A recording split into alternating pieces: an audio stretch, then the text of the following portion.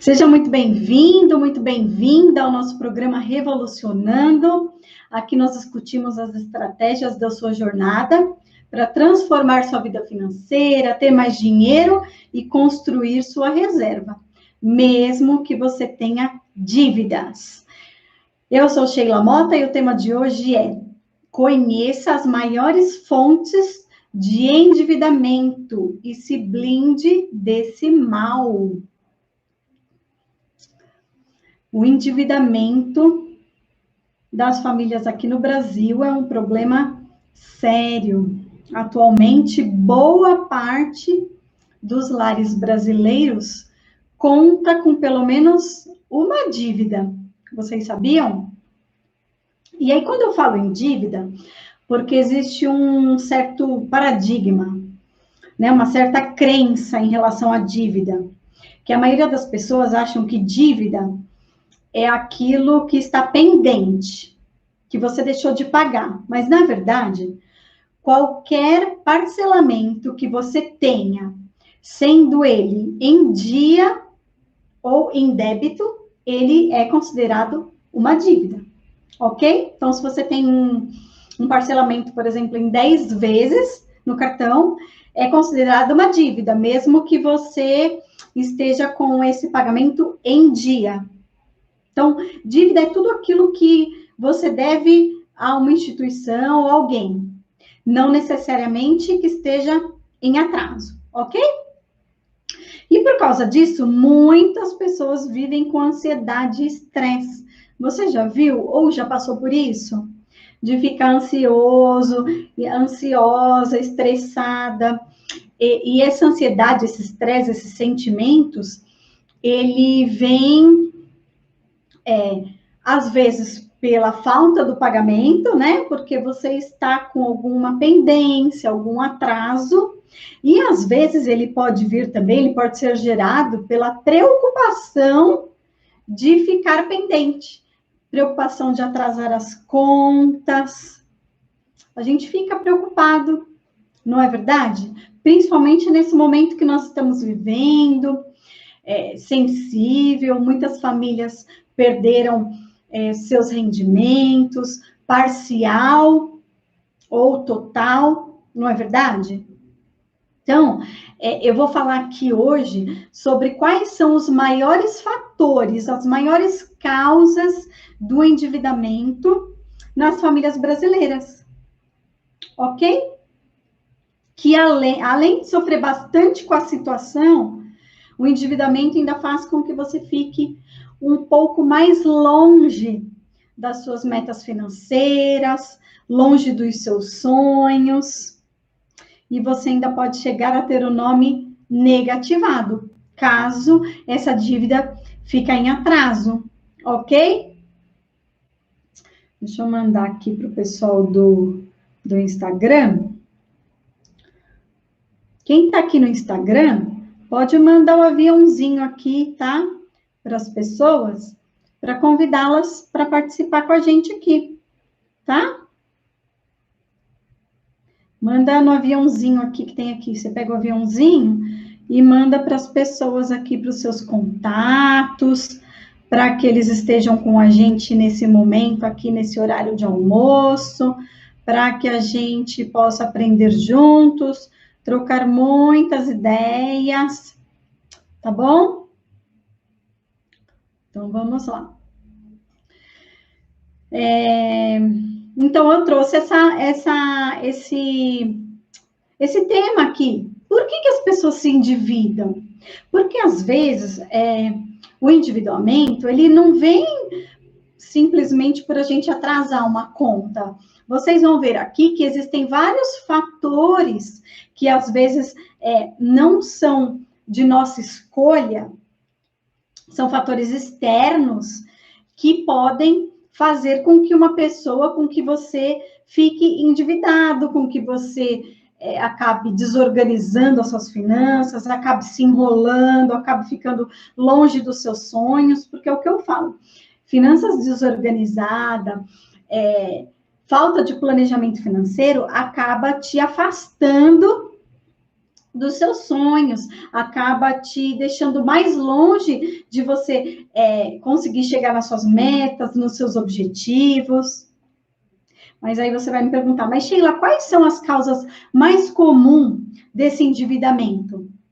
E por que eu trouxe esse tema aqui? Porque se você descobrir quais são essas causas mais comuns, fica mais fácil você evitar essa situação, porque você vai ter consciência do que causa o endividamento na maioria das pessoas. E quando essa situação chegar na sua vida, você pode estar mais preparado. 7 em cada 10 lares brasileiros estão com dívidas. E existem alguns motivos que são mais comuns para explicar esse endividamento nas famílias. Não significa que todos os casos vão se enquadrar nesses itens que eu trouxe para você. Afinal, cada pessoa tem a sua particularidade, a sua individualidade, ok? Só que entender as razões mais comuns, que é aquilo que mais traz dívida para as pessoas, pode te ajudar a evitar, a se endividar, a assim se organizar mais rápido com as suas finanças, ok? E eu vou falar sobre mim, eu mesma já me endividei por algumas dessas razões que eu trouxe aqui, que são as mais comuns. Mas, se você souber esses fatores que fazem com que as pessoas se dividem, você não precisa passar pelos mesmos erros que eu passei. É o que eu sempre falo, os sábios, eles aprendem com os erros de outras pessoas. Você não precisa passar pelos mesmos erros que eu passei. Se eu conseguir transmitir o meu conhecimento, se eu conseguir transmitir as minhas experiências, isso pode fazer com que você avance, que você pule esses erros. Ok? Isso vai te ajudar a entender melhor sobre finanças. Na hora de você tomar alguma decisão, alguma atitude em relação ao seu dinheiro, você vai lembrar desses fatores que eu vou citar aqui. Pode ser que isso te ajude a refletir, porque às vezes a gente vai tomar uma atitude e a gente não pensa, é automático, né, do subconsciente. Quando você começa a ter clareza, esse pensamento ele vem à tona, é um hábito. Então você começa a refletir se aquela sua atitude, se aquela atitude que você vai tomar, ela vai te levar para mais próximo dos seus sonhos ou ela vai te afastar deles. Que é isso que eu quero gerar aqui para vocês. A consciência, o hábito de pensar antes de gastar. Ok? Aprender a usar o dinheiro e não gastar. Eu fiz um conteúdo sobre isso, a diferença entre usar e gastar o dinheiro. Quando a gente gasta, a gente primeiro compra e depois pensa. Não tem aquelas compras que a gente faz que depois a gente deita à noite no travesseiro e fica, ai meu Deus, por que eu comprei isso? Eu nem precisava. Ou eu precisava, mas dava tempo para esperar um pouquinho, não é? Isso é o gastar. Quando você usa o seu dinheiro, você faz isso de forma planejada. Então, primeiro você pensa, para depois você ir lá e usar o dinheiro. Ok? Então, essa pergunta é muito importante. Isso que eu vou fazer vai me deixar mais próximo ou me afastar dos meus sonhos? E as pessoas, elas me perguntam, me questionam muito, né? Ai, Sheila, eu não consigo parar de comprar. Eu vejo uma promoção e compro. Eu não consigo deixar de entrar numa loja quando eu estou passando em frente, que eu vejo uma promoção. E eu vou falar uma coisa aqui para vocês: isso não acontece só com as mulheres. Existem muitos homens que também compram sem necessidade. Ok? As pessoas me perguntam, eu não sei como que eu vou acessar os juros do cheque especial, do cartão de crédito, por quê? Porque às vezes começa com uma pequenina dívida, uma parcela pequenininha, só que os juros é tão alto que vai embolando, né? Porque juros sobre juros. Ai, Sheila, eu não consigo sair dessa bola de neve. Eu recebo, pago as contas e continuo endividado. Entendeu? Então, é sobre isso que eu quero falar com vocês aqui hoje, ok? E existem alguns pontos aqui, conforme eu falei no início, que nós não podemos evitar. Eu vou falar sobre alguns pontos que só dependem da gente, só que existem alguns acontecimentos externos. Vocês vão entender o que eu vou falar aqui até o final, fica aqui comigo, tá? Só que o que acontece? É um evento externo, só que se você não estiver preparado para isso, você não vai conseguir evitar a consequência desse evento externo. Entendeu? Se você não tem uma reserva financeira, se você tem um custo de vida muito alto, isso tudo acaba atrapalhando, mesmo quando é um imprevisto, uma emergência, alguma coisa. Ok? Então, vamos lá.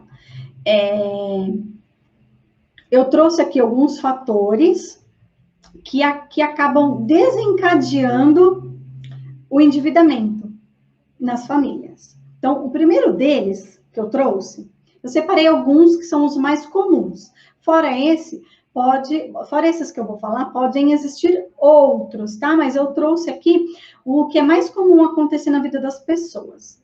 Então, o primeiro é o desemprego. Uma das razões para o endividamento é o desemprego. Então, se você não está empregado, você não recebe o seu salário, concorda? Ou se você tem um negócio e o seu negócio não está bem, que você não consegue tirar um prolabore, você não recebe o seu salário, que é o prolabore.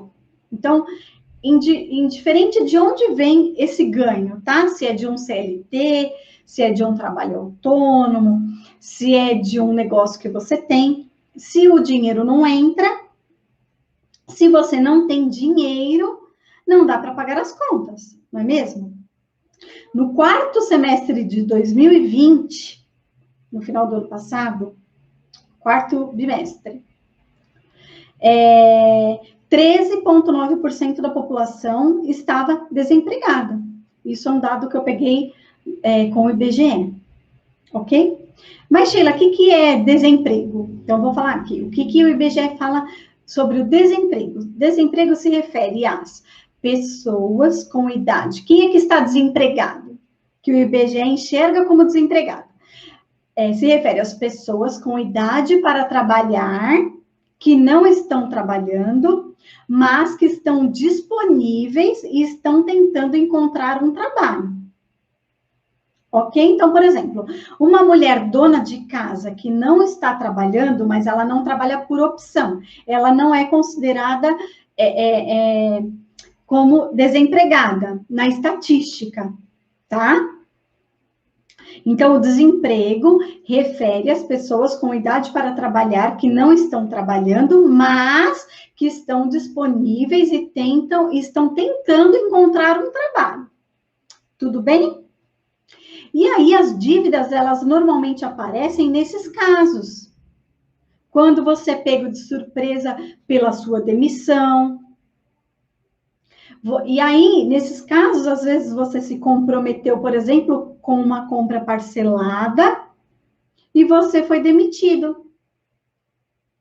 Outro ponto que acontece é que a pessoa fica desempregada, aí ela consegue se recolocar no mercado de trabalho rapidamente, só que tem um porém. Mesmo assim, ela sofre um endividamento. E aí você vai me perguntar, por que, Sheila? Ela estava desempregada, ela conseguiu se recolocar no mercado. Por que ela se endividou? Porque acontece muitas vezes da pessoa se recolocar no mercado, mas ela passar a ganhar nesse trabalho menos do que ela ganhava antes. E isso acontece muito, gente, da pessoa, na hora de se recolocar, ela não conseguir um novo trabalho, um novo emprego, no mesmo patamar que ela tinha antes. Vocês já viram pessoas que aconteceram isso? E aí, ela ganhando menos do que anteriormente, ela não vai poder arcar com os mesmos gastos de antes. Ok? Quem está aqui no Instagram, clica aqui no aviãozinho e convida as pessoas para vir aqui com a gente. Tá bom? E aí, mas Sheila, então tá, eu fiquei desempregado, é um fator externo, porque você não gostaria de ficar desempregado, né? É algo que, o desemprego é algo que normalmente a gente não espera, certo? Qual que é a solução para isso? Por isso que eu sempre bato em duas teclas. Primeiro, você precisa construir a sua reserva financeira, de pelo menos 6 vezes do seu custo de vida obrigatório. Tudo bem? Por quê? Se você ficar desempregado, você tem 6 meses aí para você se organizar. 6 meses do seu custo de vida garantido para te segurar. É um colchão financeiro, que você não vai se machucar, que as suas finanças não vão ficar comprometidas, que você vai conseguir manter o necessário para sua família, a sua moradia, a sua alimentação. Essa é a primeira solução. A outra que eu indico para todo mundo é você ter um plano B. Você ter uma renda extra. E aí eu tenho vários conteúdos aqui que falam sobre renda extra. Você tem a sua renda principal, que é o seu trabalho, o seu CLT, o seu negócio, e você investe em uma renda, em um plano B. Ou você tem um site, ou você vende alguma coisa que você gosta de fazer, o bolo, ou você faz igual eu tinha um plano B quando eu trabalhava na consultoria de sistemas, que era a distribuição de perfumes importados, que eu fazia em paralelo. É fácil? Não, não é fácil. É trabalhoso? É trabalhoso. Só que é o que eu sempre falo, existe o período de plantio, de você plantar sua semente, e lá na frente você colher. Finanças,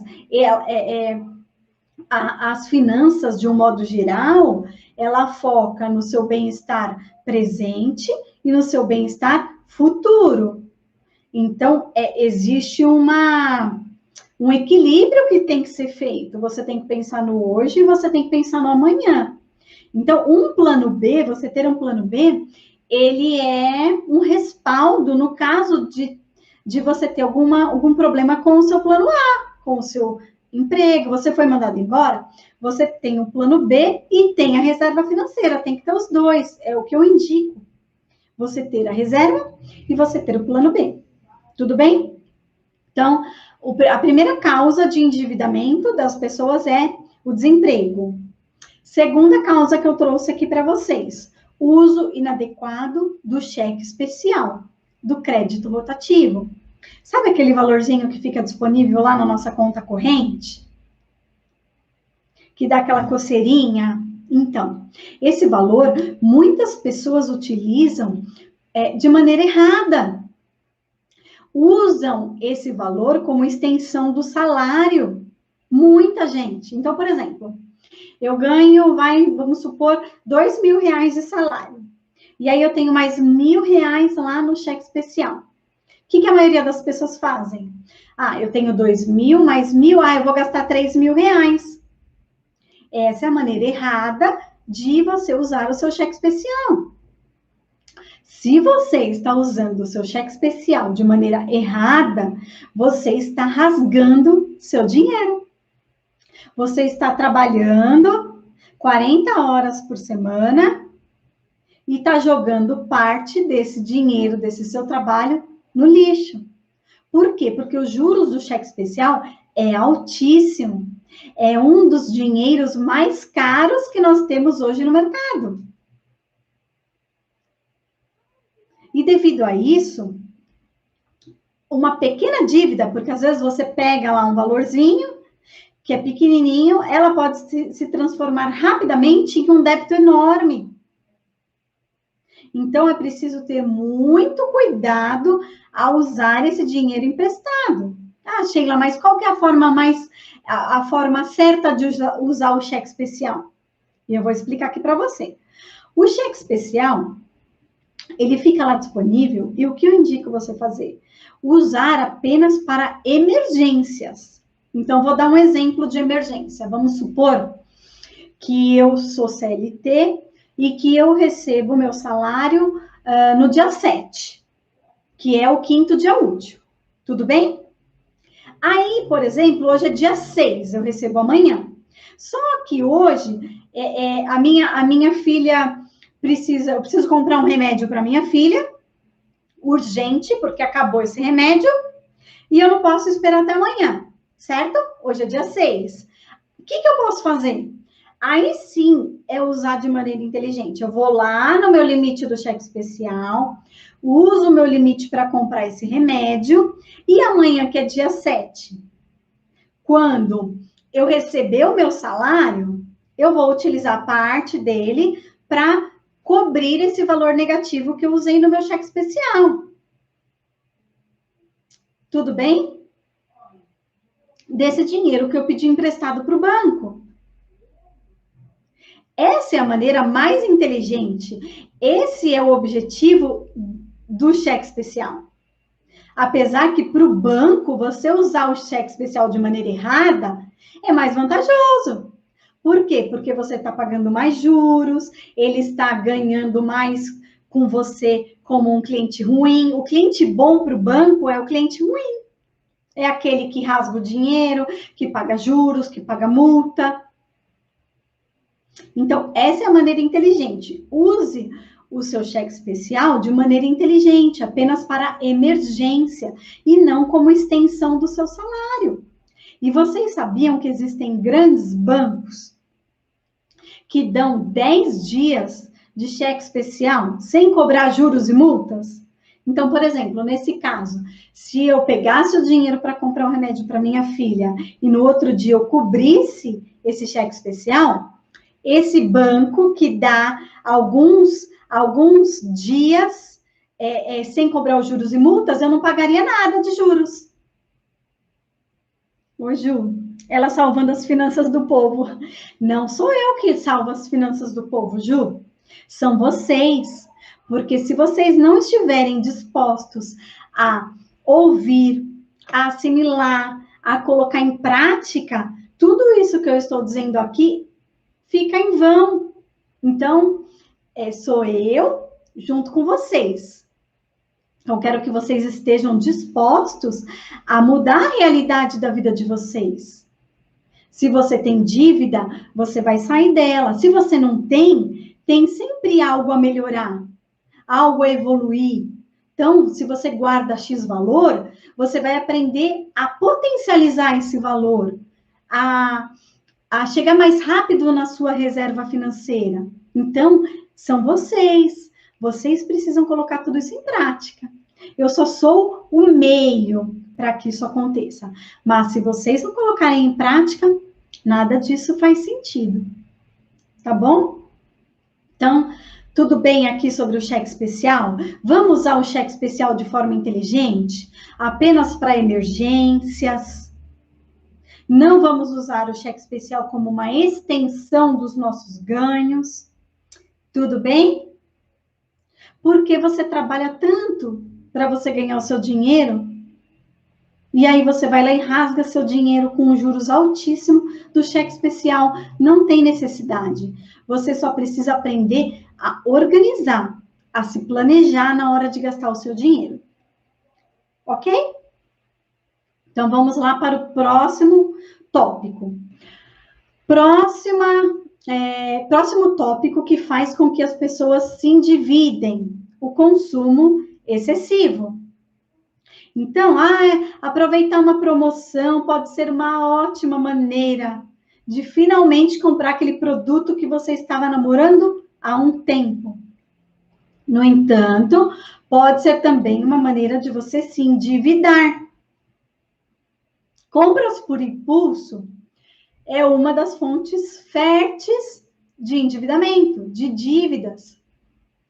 Se você não tiver um planejamento financeiro para isso, você vai se endividar. E é fácil para entender, é simples. Não é fácil para colocar em prática, mas é simples. Olha só, se você comprar sem planejamento, você pode ultrapassar o seu limite de gastos. E aí só tem duas situações que podem acontecer diante disso. Se você comprar à vista, e você não tinha essa compra planejada no seu retrato, lá nas suas metas, você comprou à vista, excessivamente, por impulso. Esse valor que você pagou à vista, ele pode fazer falta para pagar outra conta que era essencial para a sua vida. Uma conta de luz, um aluguel. E aí, o que vai acontecer? Você vai atrasar essa conta. E isso pode ser o início de uma bola de neve. Essa é uma situação que pode acontecer. A segunda situação, se você comprar no cartão de crédito, porque o cartão de crédito ele é um meio muito tentador das pessoas comprarem sem precisar. Aí você vai lá e comprou no cartão de crédito. Só que como o seu cartão de crédito excedeu, aquela compra não estava no seu planejamento, você não vai conseguir pagar o seu cartão naquele mês total. Ok? E aí ele vai começar a contar juros. E que também não são juros baixos, assim como o cheque especial. Ai, Sheila, de novo você falando que eu não posso comprar isso, eu não posso comprar aquilo. Não. A solução vamos falar da solução? Você pode comprar tudo o que você quiser. Você pode comprar todas as roupas que você quiser. Você pode comprar todos os sapatos e todas as bolsas que você quiser. Desde que você tenha esse valor planejado lá no seu retrato financeiro. Não tem problema algum gastar. O problema não está no gastar. O problema é estar no gastar de forma planejada, consciente. Ok? Outra fonte de endividamento das pessoas, a quarta que eu trouxe. Ajuda excessiva a outras pessoas. E esse item aqui, ele é um pouquinho delicado. Você já ouviu uma pessoa dizer assim? Eu emprestei meu cartão de crédito para fulano e ele não me pagou. Eu emprestei o meu nome para ciclano e ele não pagou o aluguel. Já ouviram isso? Então, eu sinto te dizer, com muito carinho, a culpa de você se endividar nesse caso não é da outra pessoa, mas sim sua, que fez uma dívida no seu nome na qual você não poderia cumprir. E outro fato muito interessante que acontece nesses casos é o quê? Normalmente, essa situação ela acontece com pessoas com amigos, né? Ou você empresta o seu nome, o seu cartão para amigos ou para familiares. E aí a situação chata acontece. A pessoa não paga, você se endivida e ainda você perde a amizade com aquela pessoa ou com aquele familiar. E aí fica aquela situação chata na relação, aí vocês se encontram, fica aquele clima, não é verdade? E olha o que acontece. Muitas vezes acontece da pessoa que pediu emprestado para você não deixar de pagar, não porque ela não quis pagar, mas porque às vezes ela teve algum imprevisto nas quais nós estamos falando aqui agora, que são as fontes de endividamento. Então, o que eu quero falar para você em relação a ajudar outras pessoas, emprestar um cartão para outras pessoas, emprestar o seu nome? Pensa direitinho antes de você fazer isso. Antes de você emprestar seu nome, antes de você deixar a pessoa utilizar o seu cartão de crédito. Então, o que eu te dou como opção? Você quer emprestar o seu nome? Quer emprestar o seu cartão de crédito? Ok. Sheila é uma pessoa muito especial, isso, aquilo, tá bom, empresta. Só que você só pode emprestar para compras nas quais você pode arcar. Então, se você emprestar o seu cartão de crédito, você vai emprestar aquele valor que, se a pessoa tiver algum imprevisto e furar com você, você não vai ficar endividado. Você vai lá e vai pagar aquele valor. Então, até nessa parte tem que ser uma coisa consciente. Não adianta você emprestar o seu nome para uma pessoa gastar 10 mil reais, sendo que você ganha 1.000. Por exemplo, porque meu nome está limpo, então eu vou colocar meu nome lá como fiador do aluguel. Gente, eu tenho pessoas que eu conheço que perderam apartamentos porque emprestou o nome para fazer locação, para ser fiador. E é o que eu falei aqui, não foi para gente estranha, foi para filho, para filhas. Então, toma cuidado na hora de optar por você emprestar seu nome para as pessoas, por você emprestar o seu cartão de crédito, tá? Eu falo que só existe um sim e um não. Então, a pessoa vem para mim e fala, ai, Sheila, posso usar seu cartão de crédito para comprar tal coisa? Existe um sim e um não. Se eu falar sim para ela, eu estou falando não para mim. Toda vez que você fala sim para alguém, você está falando não para você. E aí eu deixo aqui essa reflexão.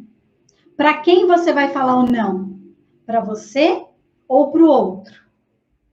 Porque às vezes você fala não para o outro e aí fica aquela coisa, né, que a gente não gosta muito de falar não, né? A gente aprendeu que a gente não pode falar não para as pessoas. Só que isso passa e a amizade vai continuar igual, gente. Só que se a pessoa não pagar, aí é que a amizade estraga. Você vai ficar endividado e você vai perder a amizade com essa pessoa. Então, escolha de maneira consciente para quem você vai falar o não. Se é para o outro ou se é para você. Tudo bem? Então, uma das muitas fontes de endividamento é a ajuda excessiva a outras pessoas. Você emprestar o seu nome, o seu crédito para outras pessoas. Tudo bem? Outra fonte de endividamento que acontece muito e que normalmente as pessoas não se planejam para isso. Despesas sazonais. Nossa, Sheila, que nome difícil. O que são despesas sazonais? São aquelas despesas nas quais elas não acontecem todos os meses. São despesas que acontecem em determinadas épocas do ano. Então, vou dar um exemplo aqui para vocês. O IPTU, que não acontece todo mês, começa em fevereiro e acaba, são 10 meses, né, de IPTU. O seguro do seu carro, o IPVA do seu carro, é uma despesa sazonal, que acontece só no início do ano. O material do escolar do seu filho, a rematrícula da escola, no caso, se você tiver filhos. O que mais que é despesa sazonal? Datas comemorativas, então, Natal, Páscoa, acabamos de passar por uma data sazonal. Páscoa, onde a gente compra ovo de Páscoa. Dia das crianças, dia das mães. Então, o que eu ensino a fazer? O seu retrato financeiro, e aí eu tenho o GPS. O que é o GPS, Sheila? O GPS, ele é a multiplicação do seu retrato. Como o próprio nome já diz, GPS, é como se fosse o caminho que você vai percorrer durante o ano todo. Então, por exemplo, você pega lá de abril até dezembro e você tem mês a mês todo o planejamento das suas despesas. E aí, o que você precisa fazer? Você precisa planejar essas despesas sazonais. Tudo bem? Então, você precisa ter lá em janeiro as parcelas do seu IPVA do seu carro, que depois, no final do ano, você não vai ter. Tem os aniversários, aniversário do filho, da sogra, da irmã, para quem você for presentear. Você precisa fazer esse planejamento lá nos meses que essas pessoas fazem aniversário. Para você ter lá, para isso não ser um impedimento para você revolucionar suas finanças. Porque aí chega na Páscoa, a pessoa não se planejou, o ovo de Páscoa, um absurdo de valor, de preço, né? Tá valendo igual ouro, quase.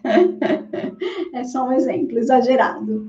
R$200 o quilo de chocolate, e aí a pessoa não se planejou e ela vai lá e quer presentear a família inteira, vai gastar R$500. Você entendeu que você precisa planejar essas despesas sazonais para que isso não gere um empecilho, para que isso não venha como um vilão para a sua vida? Porque se você não se planejar, você vai ter que recorrer a alguma coisa, ou a empréstimo, ou financiamento, ou vai ter que recorrer à sua reserva financeira. Só que a reserva financeira é para emergência. E data sazonal não é uma emergência. Se você se planejar, você vai ter tudo aquilo certinho para você pagar. Se você comprou o carro, você tem que se planejar pagar o IPVA daquele carro. Se você não tem dinheiro para pagar o IPVA, você não pode ter o carro. É um estilo de vida além do permitido para os seus rendimentos. Eu falo que a finanças é uma ciência muito exata. É número, tem que fechar. Se você ganha 2 e gasta 2,5, não vai fechar nunca. Tudo bem até aqui? Então, outra fonte de endividamento das pessoas, as despesas sazonais, despesas que não acontecem todos os meses e que você precisa estar preparado para elas. Tudo bem? Vamos lá. Outra despesa, outra fonte de endividamento, despesas emergenciais, que são diferentes de despesas sazonais. Você vai entender aqui. O que são as despesas emergenciais? O nome próprio já diz. São imprevistos. E imprevistos acontecem. Então, às vezes, o seu carro pode ter algum defeito, você tem alguma batida no seu carro, ou algum problema de saúde na família que não estava previsto, porque são coisas que a gente não prevê. Você bateu o carro, uma pessoa ficar doente. Mas nem sempre as pessoas estão preparadas financeiramente para superar esses obstáculos. Correto? Então, por isso da importância da sua reserva financeira. Porque essa reserva, ela é um respaldo, ela é um colchão para esses problemas de emergências. E depois, por exemplo, você teve um problema de família, de saúde, você não vai ter lá no seu retrato financeiro lá uma meta para você, para um problema de saúde na família. Você pode ter uma meta, um pote, ou uma gavetinha, como eu falo, ou um envelope. Você pode chamar do que você quiser, para imprevistos. Isso você pode. E aí, o mês que você não usa essa cota, você vai lá e guarda. Mas é uma coisa muito avançada. Se a maioria das pessoas não sabem se organizar financeiramente, a maioria não tem essa cota. Não tem nem a reserva. Então, você precisa começar pela sua reserva financeira, que é o primeiro investimento que normalmente eu indico você fazer. E aí você teve um problema de saúde, você bateu o seu carro, não dá para ficar andando com o carro batido. Aí o que você faz? Você pega esse valor lá da sua reserva financeira, utiliza e depois você vai lá no seu GPS e faz um planejamento, mexe os pauzinhos ali, tira daqui, põe aqui, para você repor essa sua reserva que você gastou. Tudo bem? Outra fonte de endividamento que eu trouxe aqui para vocês, e eu mesma passei por isso. O divórcio é um fator externo, que normalmente a gente não se divorcia porque a gente quer, né? Um relacionamento termina por vários fatores e nem sempre nós estamos preparados, nem sempre a gente quer. Não é verdade? E aí a maioria dos casais, quando terminam um relacionamento, se separam, aí dividem o que eles construíram juntos, dividem os seus bens. Porém, o que acontece? Alguns gastos que antes era do casal, normalmente está no nome de um dos dois. Porque é difícil colocar ou o cartão de crédito no nome de um ou no do outro, por exemplo. E aí, eu sei que é um momento delicado, né, de se tratar, mas a comunicação é a melhor maneira, a melhor forma para vocês conseguirem resolver essas coisas. né? Entrar num consenso de ajudar o outro, né? Por exemplo, eu me divorciei e ficaram algumas pendências no meu nome. Só que essas pendências de ambos, os dois. Então, vou lá, vou conversar e vou falar, você me ajuda a pagar essa pendência, né? Outra coisa que acontece com o divórcio, o pagamento de pensão alimentícia, no caso, se tiver filhos, nesse relacionamento. Então, a pensão é outra despesa que, se você tiver que começar a pagar, você vai ter que planejar lá dentro do seu GPS financeiro, depois da sua separação. Tudo bem? E aí o divórcio, ele é um fator que muitas pessoas acabam se endividando. Às vezes a pessoa se separa e ela está desempregada, ou ela se separa e ela não é uma pessoa independente financeiramente. Eu tive dificuldade, você pode até me perguntar, Sheila, como você fez quando você se divorciou? Quando a gente tem dois rendimentos e aí você passa a ter um só, existe um baque, né? Um problema aí, né? Que eram dois e se divide em um só, né? Só metade, que era o meu. Graças a Deus, quando eu me divorciei, apesar da minha filha ter 1 ano de idade, eu já era uma pessoa independente, a educação financeira já tinha entrado na minha vida, então eu não posso dizer para você que eu não tive nenhum problema. Eu tive uma certa dificuldade de me reerguer, de me adaptar financeiramente, mas eu posso te garantir que eu tive muito menos dificuldade do que a maioria das pessoas, porque eu tinha os meus rendimentos, né? Eu fui morar sozinha com a minha filha, na época, pagar aluguel sozinha, então eu assumi uma casa sozinha. Tudo bem? E nem sempre as pessoas estão preparadas para isso, né? É o que eu sempre falo, o que eu sempre indico para todas as mulheres.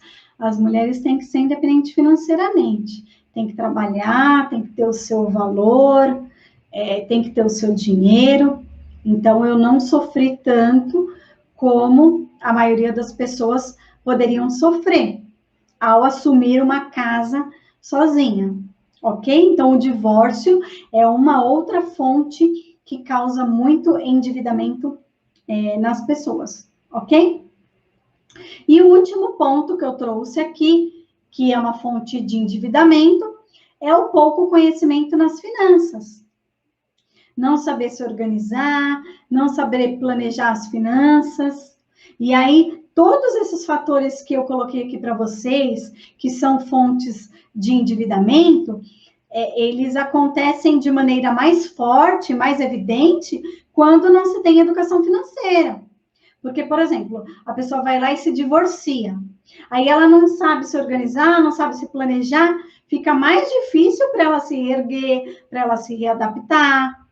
Então, você precisa ter conhecimento financeiro. E eu digo aqui para você, todos nós temos a mesma capacidade.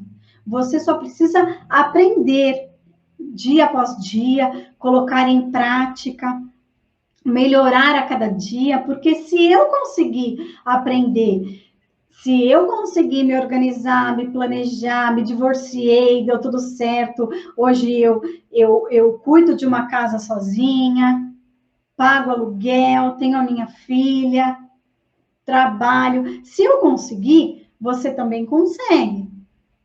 Porque todos nós temos a capacidade. Talvez o que só precisa é que você aprenda a forma que você precisa colocar em prática. E você precisa estar disposta a aprender e mudar a sua realidade de hoje.